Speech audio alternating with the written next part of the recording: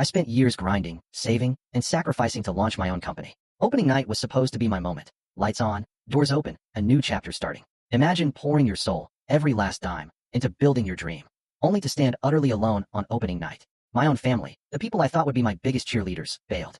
Not just for a casual night out, but to celebrate my brother's housewarming, leaving behind a text so brazen, it turned my stomach.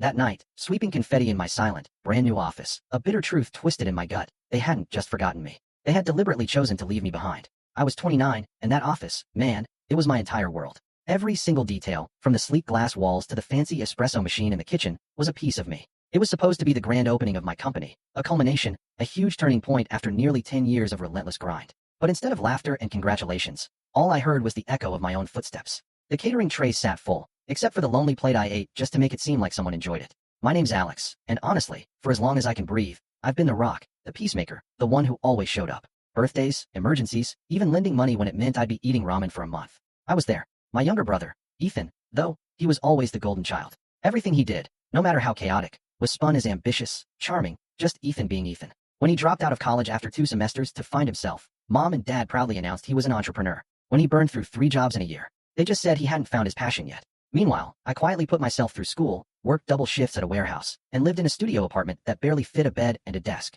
Every single dollar I saved, every late night, every sacrifice, it all went toward this dream. Not some side hustle or a passion project, but a real, legal, registered company with employees and a physical office space, something that would last. So, when I finally signed the lease and opened those doors, I genuinely thought my family would be bursting with pride. I sent out digital invites weeks in advance, even printed a few physical ones for Mom and Dad because, they'd always claim they never saw the email. I arranged for champagne, music, a little speech to thank everyone who'd supported me. At 6 p.m., I stood by the entrance in my one good suit, heart thumping, waiting for the first familiar face. At 6:15, I told myself they were just running late. At 7 o'clock, I kept refreshing my phone.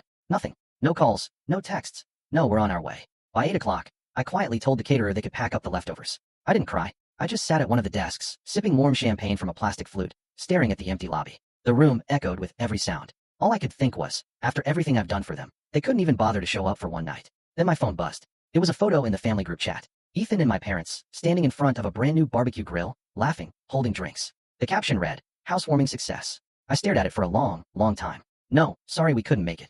No congratulations, Alex. Nothing. Just a casual broadcast that they had all chosen Ethan's housewarming over my grand opening without a second thought. I couldn't reply. My stomach twisted, but part of me wasn't even surprised. I cleaned up the last of the decorations, turned off the lights, and went home. The next morning, I woke up to a text from Mom. It read, "We need to talk about profits. Your brother says he deserves a cut." I just sat there staring at the screen, my coffee going cold. A cut of what? Ethan hadn't invested a cent, hadn't lifted a finger.